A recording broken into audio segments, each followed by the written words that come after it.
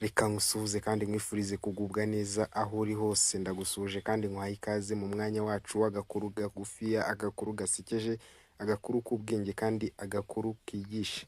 Ni agakuru k'umwami, umwami wizeye inshuti ye magara, ubundi inshuti ye magara ikamutenguha. Bana natwe rero, kubana natwe mu buryo bwiza no gukora subscribe, ukanda like ndetse utugezaho n'igitekerezo cyawe. Reka rero n'abatindiye dutangire agakuru kacu. Agakuru kacu gatangirira ku nkuru y'umwami wategekaga neza kandi akunzwe n'abaturage yari ayoboye.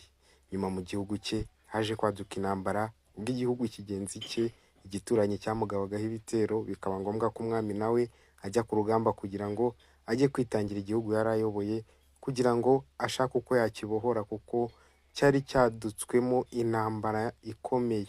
Nyuma y'uko yari amaze kubona ko ashobora kuzagwa ku rugamba kubera abo bari bahanganye batari boroshye, barindwanye karahabutaka, yahamagaye inshuti ye ubundi baraganira.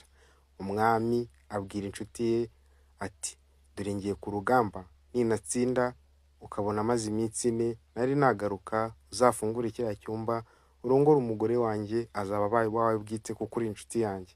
Inshuti y'umwami iravuga iti, nzabikora uko bishatse nyagasani.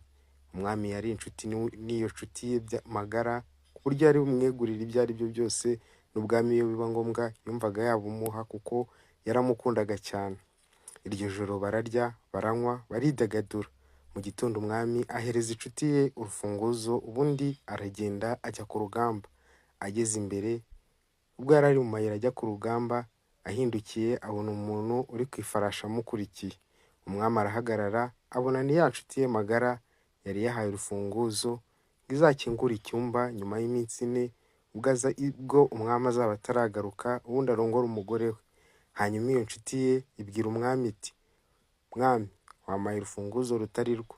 Umwami ati, ese ko nari nakubwiye ko uzakingura nyuma y'iminsi 4 ubirashize? Ibaze nawe, tekereza iki kintu. Inshuti yakinguye urugi ijya kureba kugerageza ko hakinguka, nta n'umunsi urashira. Umwami yaguye mu kantu. Ese abaye ari wowe wabyakira ute? Ese inshuti zawe zimeze zitya wabigenza ute? Zimeze ziti zawe? Nayahe amasomo ukuye muri aka gakuru? Umugani w'abakijijwe bavuga ko kwizera Yesu ari byo bya mbere, kuko niwe nshuti idahemuka.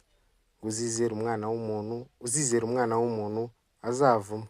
Kora subscribe, ukande like, undi duhurire muri comment twiganirire. Niba ushaka igice cya kabiri cy'iyi nkuru, nabyo byandike muri comment. Wakoze kubana natwe.